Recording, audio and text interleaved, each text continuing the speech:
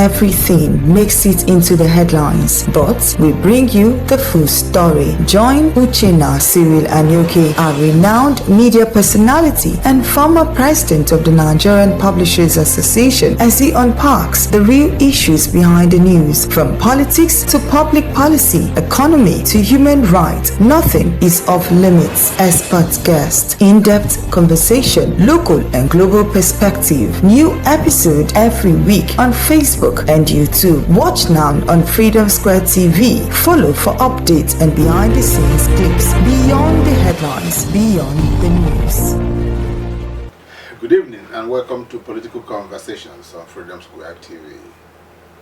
This is a program where politics, governance, economics and public policy are discussed with clarity and evidence-based facts and analysis. Today we shall be examining, or we are about to examine, a very important economic and governance issue with direct implications for development in Nigeria's Southeast region. And of course, when you talk about Southeast region, we're talking about Anambra, Enugu, Imo, Abia, and Ebonyi states. This is a very, very important region in our country. And we want to take a critical look at the dwindling external debts and the foreign exchange stock. I hope it does not sound too academic. At a glance, many citizens may want to ask, why should ordinary people care about external debts? How does it concern them? And they may also want to know what exactly is foreign exchange stock. Why are states borrowing externally? Why go doing that? And is declining debt a sign of economic progress or economic stagnation? I'm not an economist, but somebody will be doing justice to that. And what does all of this mean for our infrastructure, payment of salaries, investments, and the future of the Southeast economy? Critical questions you say, and they're actually critical questions. And that is what we are going to interrogate very shortly. Before I introduce my guests, it is important to establish the economic background behind this discussion. And this economy over the years has depended heavily on crude oil imports, foreign exchange earnings, federal allocations, and of course external borrowing. Both Nigerian states, including states in the Southeast, rely significantly on allocations from the Federation account. However, several economic shocks have affected the country in recent years. Fluctuation in global oil prices, even with the Iran, Israeli, American confusion all over the world. Naira depreciation, insecurity, which of course is ravaging most parts of Nigeria. Declining industrial productivity, and rising debt servicing obligations. Because internally generated revenue in many states remains relatively low. Some people say theirs are quite high. Governments often resort to a number of things: domestic loans, foreign loans, multilateral financing, and intervention funds. External debt simply refers to money borrowed from foreign institutions, such as the World Bank, African Development Bank, China Exim Bank, and other international lenders. These loans are usually obtained to finance ostensibly roads, healthcare, education, agriculture, water projects, and of course infrastructural development. But there's a major challenge. When the value of the naira falls against the dollar, repayment becomes more expensive. And if you do a hypothetical example, if a loan borrowed at the exchange rate of 450 per the dollar, it becomes extremely difficult to repay if the dollar rises to above, 1,400 as it is currently. This is where the issue of foreign exchange stock becomes important, if not extremely important. So foreign exchange stock, from my own point of view, refers to the reserves or availability of foreign currencies, especially dollars, within the economy. When foreign exchange becomes scarce, imports become expensive, inflation rises, state projects slow down, industries struggle, and debt repayment pressure would increase. Recently, reports have indicated that some Southeast states are witnessing declining or relatively controlled external debt profiles compared to other regions. Well, this is just a guess. Our economists will tell us whether it is true. Now, opinions differ. Some analysts argue that this reflects 1. Fiscal discipline, 2. Prudent management, and cautious borrowing. Others argue otherwise. It may also indicate some other things that are worrisome. Reduced capital investment, weak access to development financing, or slow industrial expansion. So tonight, we ask the big question. Is dwindling external debt truly good news for Southeast states? Or could it be a signal of a deeper economic challenge? We will know the answer shortly. So to help us understand these complex issues, we are being joined this evening by a chartered accountant, a chartered economist, a public affairs commentator.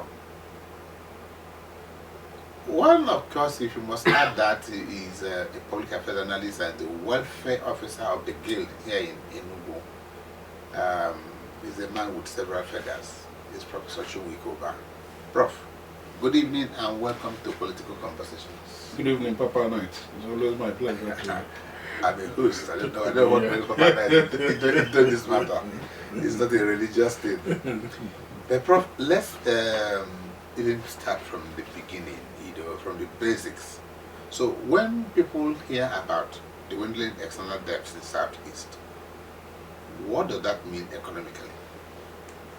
Well, for using the word dwindling, it could mean somebody could say worsening, somebody can say reduction. Okay. But in the context of this conversation this evening, and looking at the data that we're going to discuss, here dwindling is best described as the worsening external debt in the Southeast. Worsening? Yes, because if you look at the data, that's why I'm saying we need to contextualize it. Okay. If you look at the data of the external debt of the Southeast, what we're seeing is an increasing external debt, not reduction, except for one state.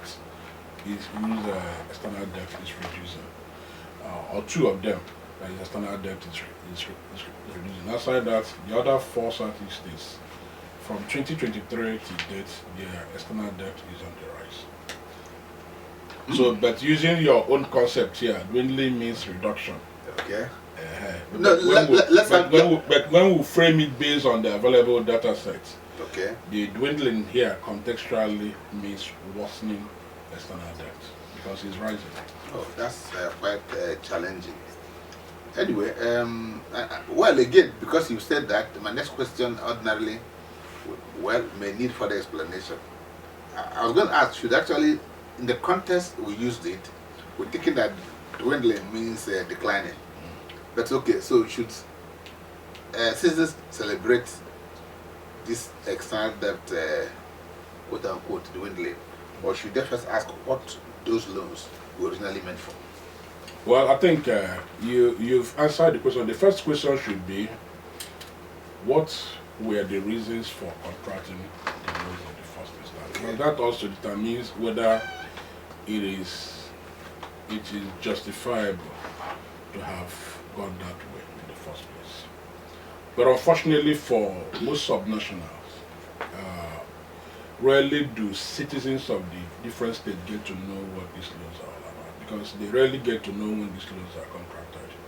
The beautiful thing is that at the end of the day, when the Debt Management Office publishes debt stock for the Federation, which now includes the federal government and the subnational states, you get to see that states' external debt stock is either rising or falling. So in terms of the details, but what the law says is that for any loan, whether domestic loan, external loan, outside contingent liabilities for domestic. When I say contingent liabilities for domestic, it's like contractors' liabilities, pensions owed, salaries owed, and all that. For every loan to be contracted by both the federal and the states, is meant to be deployed for capital investments. I didn't say capital expenditures. Capital investment. Capital investment. even though we can say capital expenditure anyway. So it is assumed that these loans were primarily taken for the purposes of the things you listed when you started your introduction. It could be for infrastructural development, it could be for health services, it could be for water and sanitation works, it could be for other public infrastructure. That is what it should be. But whether these are the things that they end up being used for in the end is the question that we would couple in the course of this conversation. Okay, let me even just pose a question. You said if the citizens get to know when those loans are actually borrowed. Now, what in your considered opinion is the process the state government should take in trying to engage or trying to borrow externally? What should be the due process?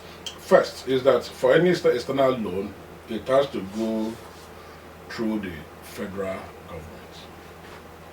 The accountant general, the federal minister for finance, and all those processes has to go through. Federal executive council has to, all those processes needs to be approved, because no state can borrow externally directly without the approval of the federal government.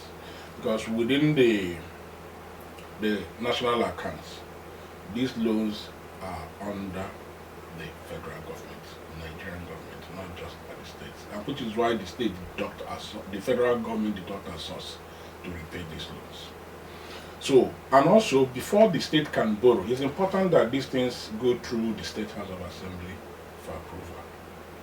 And because the State House of Assembly naturally are the chief claim holders, in governance there are those that are called the duty bearers and the claim holders. The duty bearers are the executive, the claim holders are the citizens, the State House of Assembly, and all the rest of it. Unfortunately, the State House of Assembly are supposed to be the chief claim holders representing the people.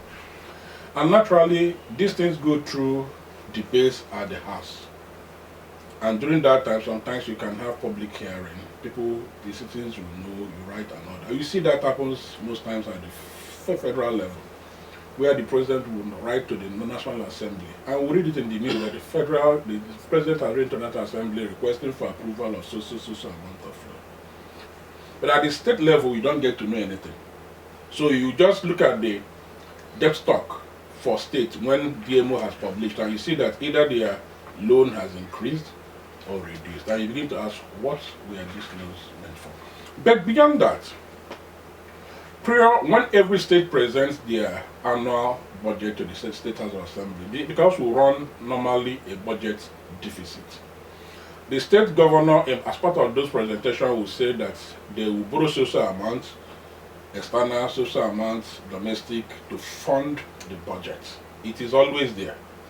But the other big problem is that most times when these budgets are read, citizens rarely get to see the detailed budget until it is passed by the State House of Assembly. And unlike what we used to see in the previous republics, where the State House of Assembly would do public hearing and call for memorandum from the citizens on the budget, you don't get to see that these days. In fact, the budget goes in the same way the governor presents it and comes out the same way approved by the State House of Assembly. So even when the governor may have said, we have a budget deficit of 200 billion, we'll fund it through domestic borrowing of 50 billion and external borrowing of 150 billion. The details of the borrowings are not usually there. And the citizens don't get to know get this data until the budget is passed. So the citizens, and when you start taking those loans, because it's not automatic that when these loans, the State House Assembly approves the budget, automatically you take the loan. No. If they approve the budget, they say spend, they have approved, but you still have to go back to the State House Assembly when you want to now start taking those loans to say, I want to take a loan from African Development Plan for social amount, World Bank for social amount, and they will approve before you move. But really do we as citizens get to know what happened at national level. The federal government in 2026 budget clearly provided for budget deficit and say they will borrow. But even at that, the president has written to the National Assembly, say, based on so, we want approve, we want to take so loan from each agency and all that, and National Assembly will approve. Whether they do proper scrutiny, for me, is not the issue. But at least the federal government is transparent enough to say what they need. Unlike the subnational government that everything is shrouded in secrecy. And so, if you are proudly a son of the Southeast, and you are in a vantage position to have to know what you just described, should the citizens of Southeast worry about this lack of information, lack of consultation by their leaders? And if they should, how would they respond to it? Will it remain docile or what? What should they do to ensure that, of course, their common patrimony, when you borrow externally and maybe you are leaving office, you still leave it for the incoming person. So it's a very serious issue you've raised here. So how can they actually get involved or even challenge this anomaly? Yeah, it is worrisome. Let me borrow your word. It's very worrisome that these things happen without the citizens getting to know. The issue also is that most of us are not interested in what happens in government. That is the truth about it. But as you rightly pointed out, it's very worrisome because, number one, government is a continuum. And the money that has been borrowed is not borrowed by the governor for himself. It's a debt that is hanging on the collective liability that is hanging on the entire citizenry. So therefore, we need to know what these monies are borrowed for and what eventually they are used for. Because in my say I want to borrow, in some states, when I used to do some work, some states will say, oh, we are borrowing for agriculture. But eventually, over 90% of the money that has been borrowed for agriculture end up in some other things. Okay. You know what I'm saying? So, one is that we need to sensitize the citizenry on the need to demand accountability or call for transparency in the way public funds are being managed. It's only then and educate them on core public finance matter, because it was the Ethiopian eunuch who was reading the Bible, and when Philip came to him and said, "Do you understand what they're reading?" He said, "How can I understand when nobody has taught me?"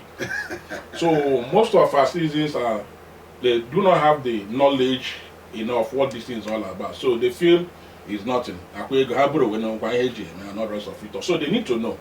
And for the governors or the president, they should know that they are holding power in trust for the citizens.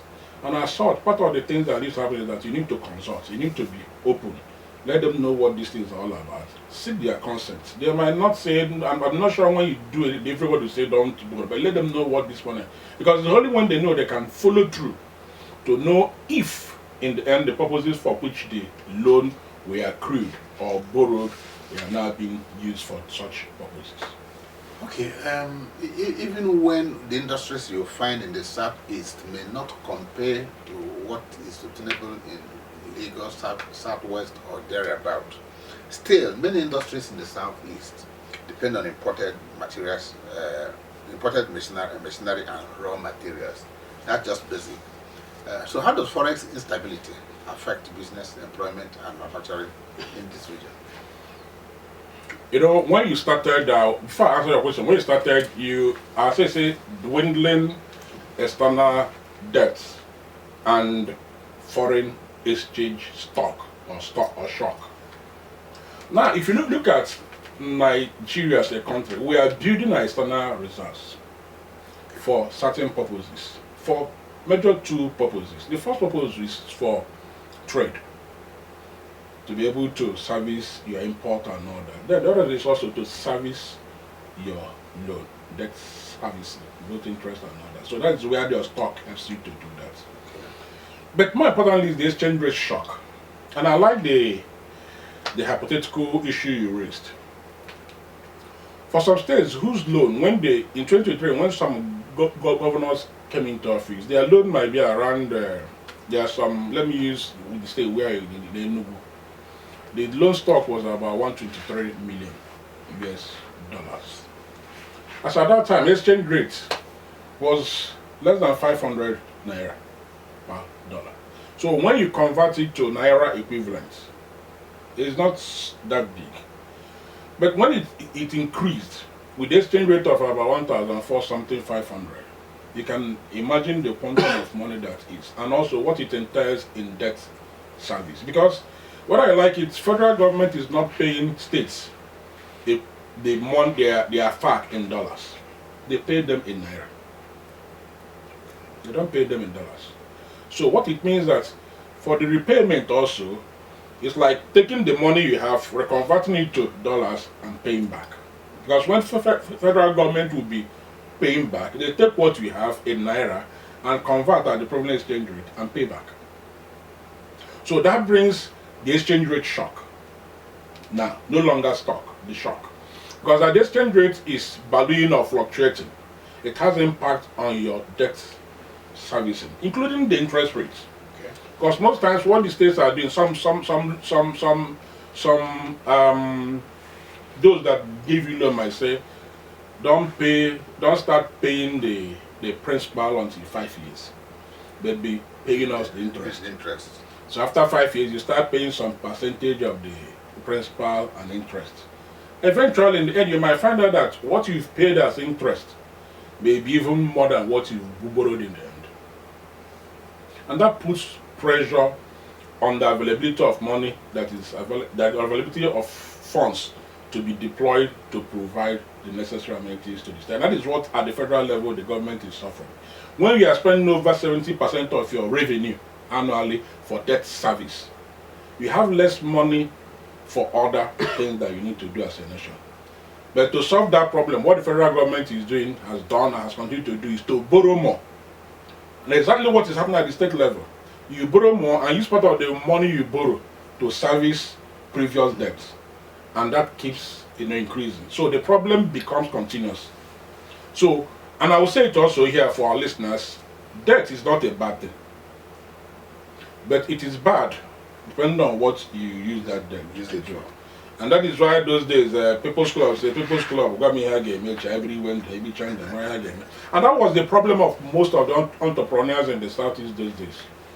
They would go to bank, get loan, and use it to buy luxurious cars. Luxury cars, not luxurious cars. Because when I say luxurious cars, now it looks as those boys they used to do transfer. They used it to buy luxury cars, build beautiful houses, and they are unable to repay. And those are some of the things that led to the collapse of most banks those days. Because you can't pay back the money, you didn't deploy it to productive ventures. So you're unable to pay back. The bank is unable to get their money. Everybody goes bankrupt. That is why, as a country, gradually we are going bankrupt. Are we really? Yes. Okay, we are really going bankrupt. Compared to other geopolitical zones, how competitive is the Southeast in attracting, for example, foreign direct investment, federal infrastructure, and industrial financing? Let's be clear about this. Yeah, in terms of foreign direct investment, if you look at the capital flow in the last 7 years, in the last 10 years, the Southeast, outside Abia that got about $30,000 sometime ago.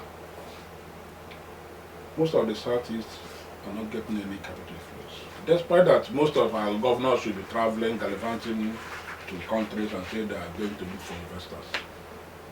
The data shows that they are not getting any foreign direct investments. So we are not doing that. And there are a lot of factors that are part of it. Because you can't get an investor when your business environment is not encouraging them.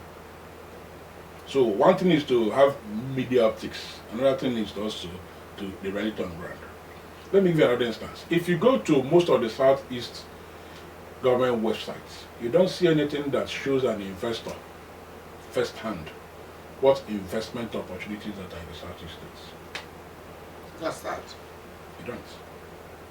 Now, for Enugu State where we are, the governor have done a lot of reforms on land and all the rest of it. One of the things I would expect to see at the website of Enugu State are some of those reforms that attract investors to say, when you come to Enugu, we have industrial area, land, we can approve your CEO of so. Rarely do you visit any of the Southeast States government website that you see such information. So that's it.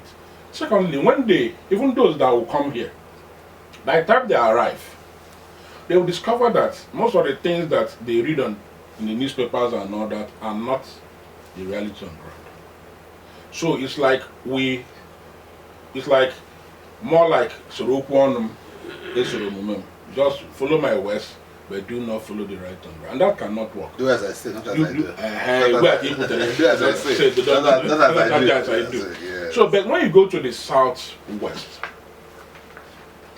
people will make the argument that some of the states in the southwest are leveraging the Lagos position to attract investments.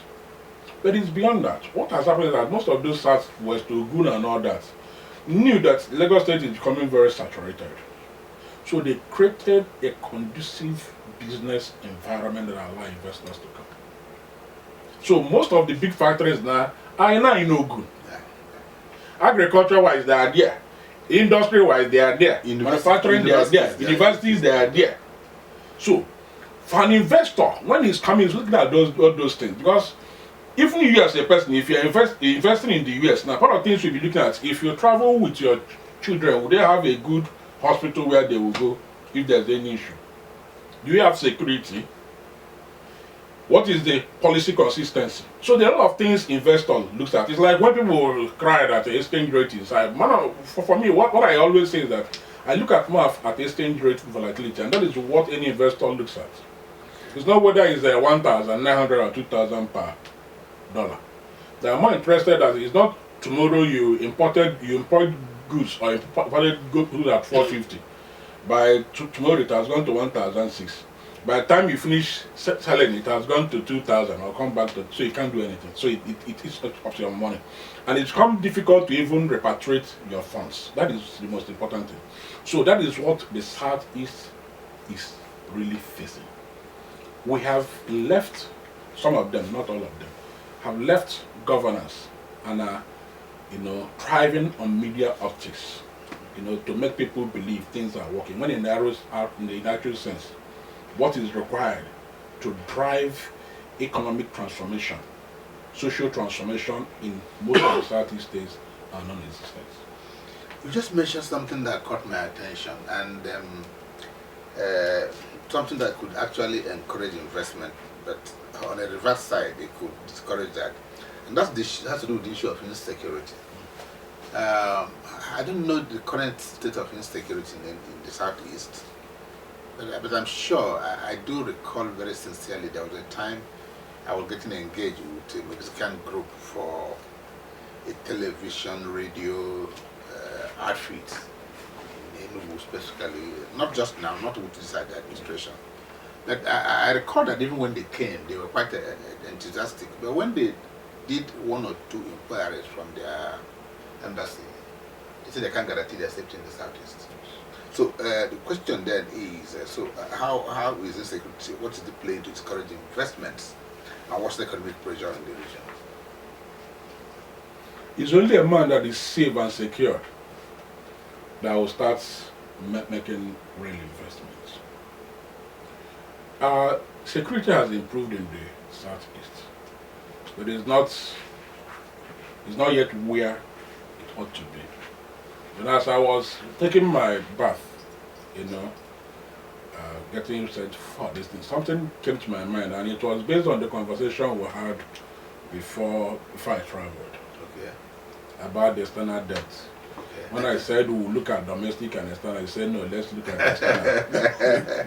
We'll come to domestic debt. so we'll wear crash helmets. We'll wear the crash helmet to come to domestic debt. So what came to my mind was what happened at the national level, and that has happened in most of the Southeast states. Most importantly, the states that we didn't want, that made us not to go into domestic debt, was that when the president took over power and we removed subsidy, liberalized exchange rate market and all that, the exchange rate was relatively okay. Pump price of petroleum products were relatively okay. When that happened, everything went up so high. Now, for any reduction in the price now, we are clapping and we are saying the government is working. Forgetting that it's the same government that made the whole thing very bad. So we celebrate the little wins. That when you net it off, is still worse, the worst compared to where it was when they came on board. So for some of the Southeast states, we might be celebrating that debt, is coming down relatively and all that. But when you look at it compared to where the debt stock were when they took over power and what it is as a debt, yes, it has reduced compared to where they took the debt stock to. But when you compare it from where the debt stock were before they came into office, you see that they've collected more loans compared to where it was, except for Ebonyi. For Ebonyi State, when the previous administration left, they reduced the debt stock, both foreign and everything. But I don't want to use bad words. But the current administration is ramping up debt in Ebonyi State and all that. So that one is very clear. It's not coming down. It's not fluctuating. It's on the ramp. But for the others, they came through it up very well. Now they are bringing it down small. So we are celebrating the small reduction, forgetting that the ones that took it to where it was. Okay, it's just like you just boarded the flight, and yes. At a stretch, he said we're at 30,000 feet above sea level. And then maybe at another instance, he said we're at 27,000 feet. Yeah, he said we're coming down. we're coming down. But you just to know the height, where you are. Yeah. Okay, many might argue, I'm not sure how correct this is, but if it is, correct me, that the Southeast contributes significantly to commerce and entrepreneurship in Nigeria, but receives inadequate federal economic support. Is that correct statement to make? I would say Southeasterners, not Southeast. Okay, Southeasterners. Southeasterners, because we have a lot of Southeasterners in other states. Okay. And most of them are the ones running commerce in those states. So collectively, Southeasterners are contributing significantly to commerce productivity in Nigeria. But as a region, the Southeast, yes, we have very large informal sector. But that informal sector is more like somebody celebrating 100 naira versus somebody celebrating 1% of 1 billion. Did you get what I said? So in Southeast, you don't need to get, it's just to get. So in the Southeast, we have lots of small businesses that may be 1 naira. In other regions, we have businesses that are running into billions of naira. Why the people there may be getting 1% of those investments. And those who are getting 1% of a billion is still bigger than the 1 naira in the Southeast. So that is the situation. We have a lot of businesses in the Southeast, but those businesses are not large employers of labor. So it becomes problematic. Because if you have a business that is not employing, that is not creating jobs, is not contributing to IGR, is not contributing to productivity of the sector beyond hand-to-mouth feeding, then there is a problem. That takes me back to what we discussed earlier about the Southeast. Even in terms of loan, if you are accruing loan in your region, you must have a mindset of what you want to achieve. And part of the things any state government needs to do is to create the environment that allows businesses to thrive, or even support businesses to grow. South African government is giving their businesses money to come here and do business, large businesses. State government can do that for our businesses. Local government can do that for our businesses. Bring them together, support. But first of all, you create the environment and also guarantee them, even if you can't give them capital, provide guarantees that allow them to do that. And that takes me to the question you asked about Southeast assessing funds. Okay, yes, very important. If you look at the Bank of Industry loans and all that, Southeast is not faring very well. They're not faring very well. Because the things that businesses needs to be done to get structured, to be able to access some of these loans and all that, they are not available. They are not. Most of the businesses that we have here, some of them are either not registered, or they are not keeping their books. Some of them is not that they don't want to keep, but they don't have the expertise or the knowledge to do it. So when we had the SME center, I'm using Enugu, it's not that Enugu is not good, it's because I'm living in Enugu. Okay. If you have an SME center that is training people and all that, part of the support I think SME center in Enugu could have done or should do. We have Oboite, we have Araba, we have all those big markets. People are doing big businesses. You can also support them to start keeping their books. You can support them to get software that will enable them to do that. So when that happens, it's easier even for the state government to collect the taxes that they require. And no longer these presumptive tax of pay 100,000 per annum. And when you do that, some small businesses that won't be able to pay will pay the same. Businesses that are making profit in billions will pay the same amount. Okay. But if it's structured, you have access, it becomes easier for government to say, okay, based on your books, what you've made this year as a one-man business, we've checked your books, what you made is 100 million naira. That's profit after all expenses, because the process is there. So if it's 100 million naira, it's easier for government to apply the tax rate then to be able to collect the appropriate tax for that profit. Okay, that just takes me to a question I would actually like to ask, because somehow, is there any way you could suggest to governments of the Southeast to enable them strengthen their internally generated revenue without actually, as is almost presently the case, overburdening citizens? In some states, the citizens have been overburdened. First, IGR, most times we misconstrue it to be just tax revenue. IGR is supposed to, is a combination of tax and non-tax revenue. Yeah. Now for a state, some states are doing it. What has led to overburdening of citizens is also lack of structure.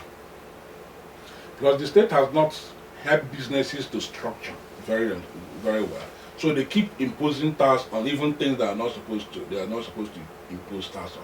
So they need to support businesses to structure their business. That's the first thing they need to do. Secondly, states award contracts every day. They have buildings. Let me use, for instance, Enugu, where I will keep using Enugu because I live in Enugu. Yeah. The similar thing is happening in every other place. If you come to Enugu now, there's a lot of abandoned government properties that has been overgrown by weeds. Some of them, their windows are not there, not bodies are lying there. They're littered everywhere. Everywhere. These are properties that should be able to, that should be generating resources to the state. All the government needs to do, they don't need to sell it. All they need to do is to lease it to businesses. If they lease it to Freedom TV, you can stay there. You won't be coming to this place. You stay somewhere, a big office where you have other businesses. You keep paying them money. That money will be going to the state government. So there are a lot of things they can do. State can also establish businesses. It was in Port Harcourt, Akwa those days, that they established a company also that was bidding for US and all that. So states can do that. It's something I tell you, universities. We have a suit in Enugu. Enugu State University of Science and Technology. Yet the road, they have engineering, civil engineering and everything. Yet when you are driving inside the suit, the road is not smooth, it's not good. A suit can establish. When was the last time you said this? I don't know. Because I know the last time I visited it. So when there's some kind of improvement, which is good. I'm proud. I'm happy about it. So what I'm saying is that if a suit, I'm using a suit now, which is related to state also, can establish a civil engineering company, which will now start bidding for projects even from the state government and other places to do those things. So they do the job, they get revenue, they apply it back to the institution, use it for other things. So you don't wait until when you get subvention or start increasing students' school fees every time. Government can do the same thing. They can establish businesses But more importantly, those businesses, I will encourage a PPP arrangement that allows private sector parties and oversight to be involved. Because if you leave it purely at government hands, the usual thing that kills government businesses will kill it. Will kill it. So they can make a lot of money on that. I don't subscribe to government selling lands. I subscribe allocation of lands, you pay small fees and all that. But when government starts selling lands, more like private individuals that are selling lands because you want to make money, when you finish liquidating those assets, what happened? So it's not a sustainable framework for increasing Nigeria. So there are a lot of things, I won't say more because I'm a consultant. I can't say everything on air. So they have to pay you. So there are a lot of ways government can, make sure that they tap all these non-tax. There's a lot of them. For now, here, it was about 10 years ago that I discovered that Enugu has the best underground water, crystal water. A survey was done by a South African firm about 15 to 18 years ago. We have a lot of... Is it in Ogu or is it in Ezia? I don't know. Is it in Ogu or is it in Ezia? So those things are here. So tourism is also another area government can make money outside taxing people. Because Enugu has a lot of tourist sites everywhere. It was also like that in Leje. They have iron ore and all that. Yes. Abroad you would have done those places that people will be coming from abroad for tourism in these areas. And you make a lot of money from those things. So actually there are several avenues government could actually generate money beyond overburdening citizens. Okay, as we begin to wind down, let me ask this question that has been agitating my mind. Should there be a stricter limits to external borrowing, or should state government continue to borrow in the manner in which they are doing it now? The irony is that for governments, there is a threshold that the federal government has fixed. Some say is debt to GDP. That's what they use at the national level, debt to GDP. So a certain level of GDP you don't borrow. But I'm more of an advocate of debt to revenue, not to GDP. Okay, to revenue. Because it's revenue that pays debt. So if you're unable to have enough revenue that will pay, I will recommend the threshold, the percentage, then you can't exceed that. What that does is it pulls caution. Because like you said, if you leave it, people will keep growing every day. Yeah. And unfortunately, the unfortunate is that for a government that has 8 years maximum, you can borrow to infinitum and you leave. You leave for the next person. And because the next person is already overburdened by debt servicing, he will keep borrowing to service debt. The same thing we are seeing at the federal level now. You keep borrowing and using part of the new debt to service debt while increasing the debt service level. So it becomes unending. And at a time we will have debt overhang. Foreign countries will start determining to us how we will sleep and how we wake up and all the rest of it.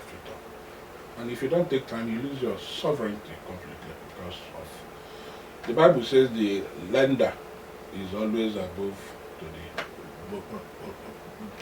so that's the situation.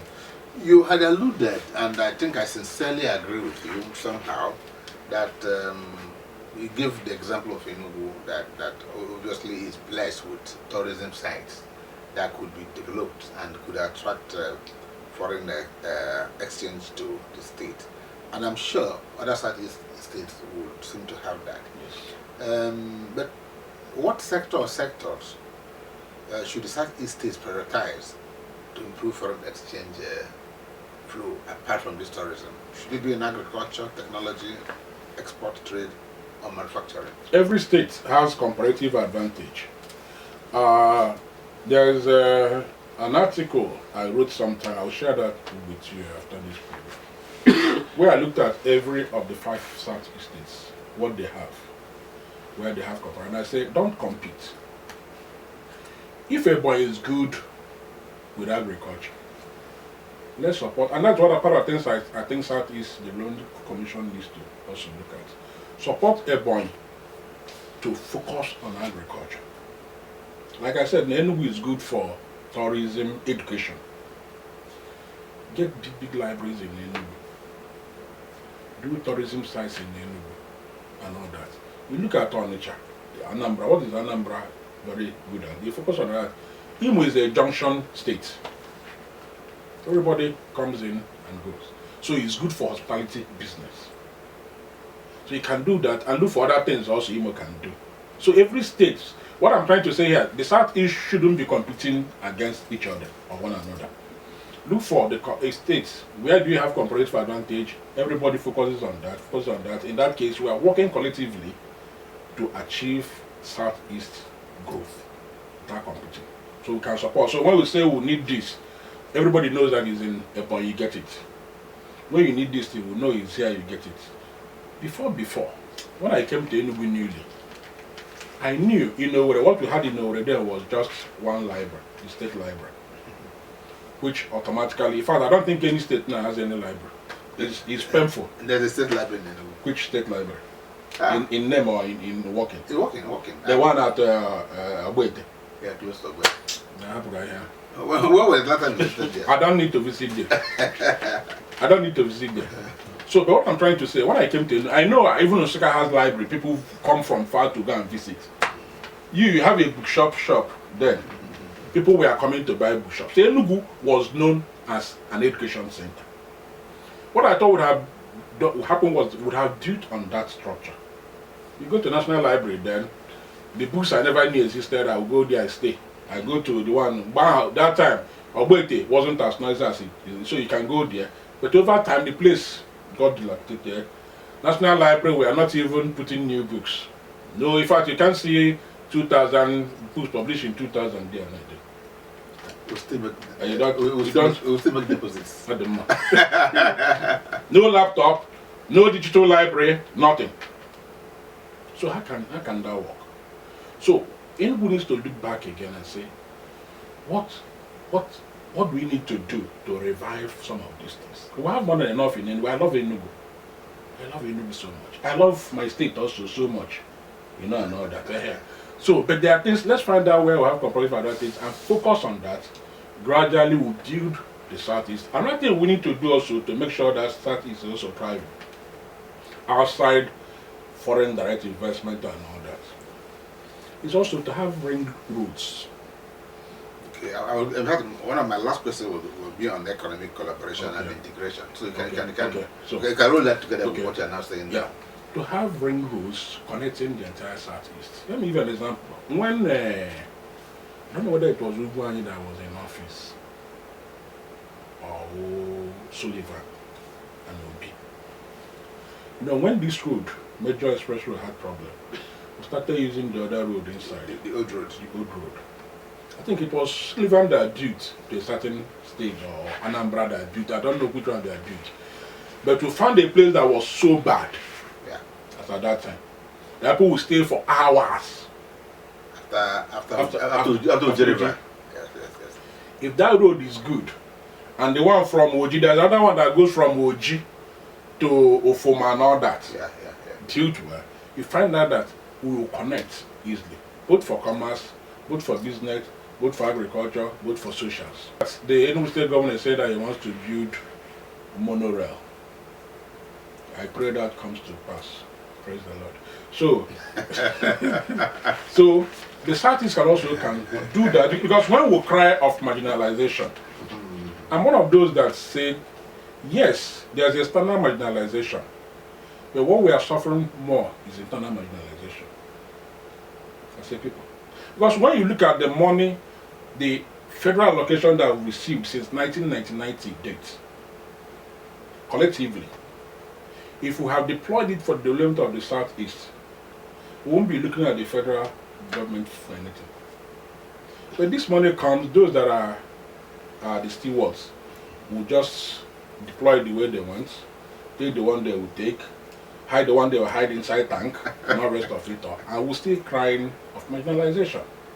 So while we push for the federal government to do some interventions, we need to do what we need to do as a people, both economically, socially, on commerce, on industries and all that.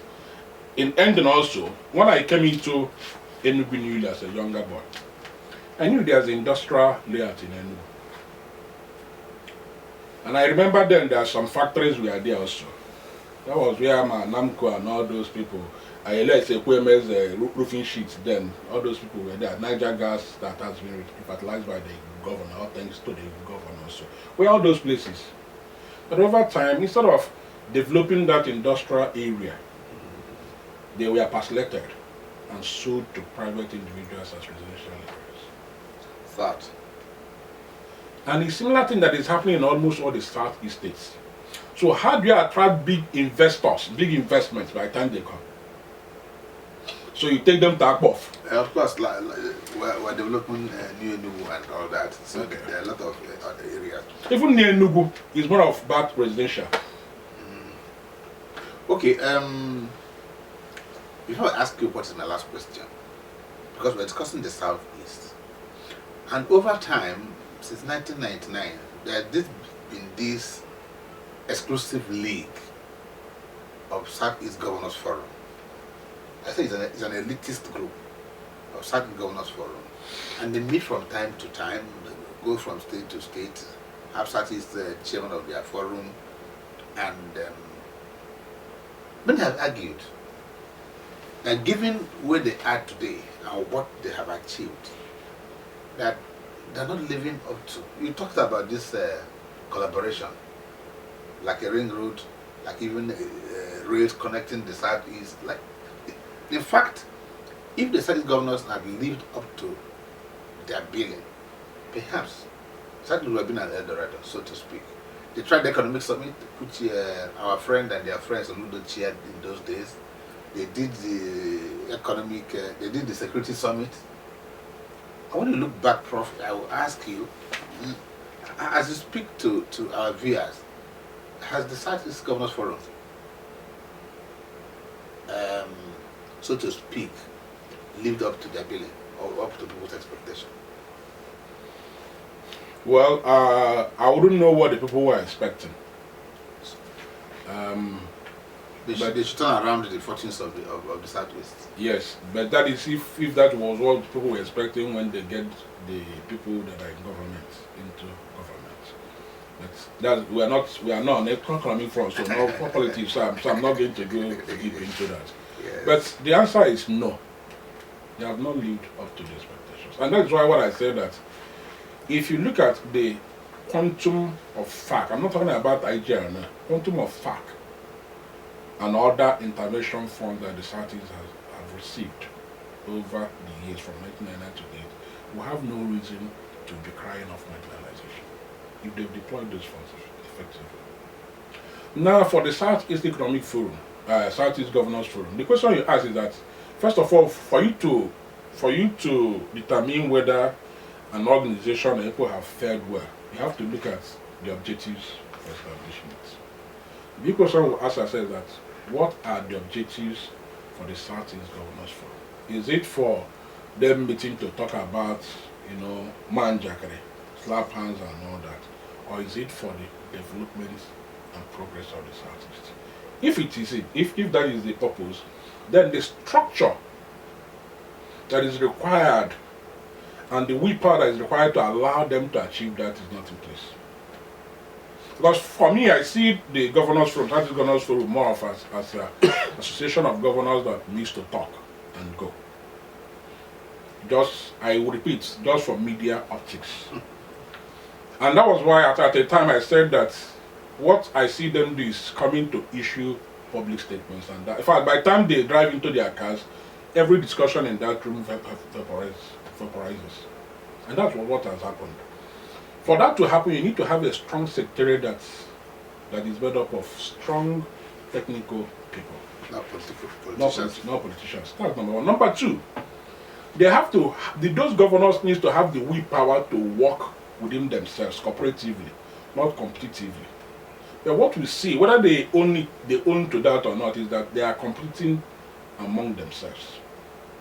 They are not working to make sure that the Southeast as a region grows. So people say that I want to see Anambra as the best, Imo as the best. So anything that will bring them together to see that they are working together, they rarely get involved. Because I'm telling you this because when we try to set up the Southeast Development Commission as an institute, the African Institute for Applied Economics there, we've done everything. The development already they signed and all that. Some governors signed, some refused to sign. The argument was that who will be the chairman of the commission, who will be this and that was what killed it. So they are not interested in those things. And that is something that is also happening even within the Southeast Governors Forum. This is going to be our next topic. You know, it's the same problem. Yes. So they are not yet working cooperatively for the development of Southeast. They are more interested in themselves. I'm pretty sure even at the state level, most of them are not even interested in developing the state. They are driven more by elitist syndrome, where if Uchaneke is a very big man who can give them votes, if there's a road in this your corner, this there now, even if it has been tarred last week, they'll resurface it. Yet other roads around won't be attended. So that is what is driving the place. They are not looking at the long term. Most of our governors are not looking at the long term. They are looking at the short term benefits, the shortagism. And that is a very bad thing. Okay, our last question for this evening, and that would be, well, because you are an intellectual and you are, so to speak, a super consultant. I'm not asking you to consult for the governors this evening, but of course our viewers would want to have you say closing remarks, and I want this question to be part of it. If perchance you are asked to advise the certain governors today, as we are about to do now, even though nobody's going to pay you for that, what would be your top economic recommendations? For one, debt sustainability. Two, foreign exchange stability. And again, industrial growth and long-term regional prosperity. This is like a multifaceted question. So, just what would be your top economic recommendations for our Southeast governors? For debt sustainability, I will advise for reduce the appetite for borrowing, and also find a way to improve our AGR and deploy available resources for productive ventures. And in doing that also, for most of the capital projects that most of the governments and all that are backing up, obey the fiscal responsibility law and the constitution and go through cost-benefit analysis for every project to determine the sustainability of those projects, both its economic cost, social cost, and financial cost, and benefits on the other hand, before you embark. So that means you need to have proper planning. Proper planning needs to come into place. And that also calls for proper cash flow analysis, prioritization. Because what we see most of our governors is that expenses is determined by governors' impulse. The governor can wake up this morning and say, I need to knock down this place, I need to work on it. There's no economic justification, there's no social justification, it's just based on his emotions. That is lack of planning. And I also believe that the Southeast needs to have Southeast Regional Economic Blueprint or strategic plan. Maybe a 10-year, 15-year, 20-year strategic plan. And it will be agreed what each of the Southeast governors will contribute to make sure that that plan is implemented. The federal state house of assembly, they need to pass legislations and say this is what it should be, and that's because that is what will give it that legislative impetus to do that. And as I said earlier on, that's the development plan should also identify comparative advantages of each of the states and allow each state to focus on each of the areas that have been identified as theirs. That needs to happen. Then in terms of IGR, as we said earlier on, the state should also not focus so much on idea, on tax revenue. Because you need to build the people in order to be able to collect more taxes from them. So the business environment needs to be improved. The SMEs should provide business support services to businesses in the Southeast. Land matters should be also. So what I would advise is to get most of these surveys that has been conducted. What are the gaps identified in the Southeast and begin to walk through that. In that fact, that was what Peter B did when he was the governor. After SDGs assessments for the Southeast, Peter B picked Anambra zone and call it ANITS, Anambra Integrated Development Strategy, and begin to plug in those areas that were identified. And there are a lot of studies that have been done in terms of business environment, in terms of competitiveness, in terms on different areas, maternal mortality and all that. We need to bring those reports and don't wave it that Hannah CSR and all that. And say, okay, these are our challenges. What do we do? Southeast is crying about erosion and all that. Even when they collect, what we use the funds for. So they need to sit back. It's not something you just say. We need to sit down as a region, as states, to bring out these things and say, this is where we are. Now tell ourselves the truth, and these are things we need to begin to do, and we begin to follow it through. But get the citizens involved. Citizens has to be part of it, because the citizens that will also put the push on them to say, this needs to happen, we agreed on this, we agreed on this, we agree on this. Okay, Prof, if I could buy my own a little interpretation, summarize what you just said. You believe that the challenge before the Southeast governors is not just merely reducing debt, but building productive economies that are capable of generating wealth, attracting investment, strengthening exports, and improving living standards sustainably. So if those are the case, I think it's the time to say thank you so very much, Professor Chinukuba, for your insights with us tonight.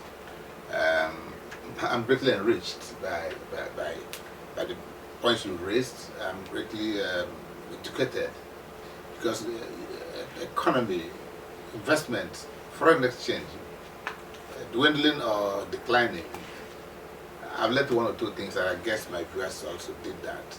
And so thank you once again for being part of this, and to our viewers, thank you for joining us on Political Conversations of Radio Square TV. We'll do this again tomorrow same time. Good evening.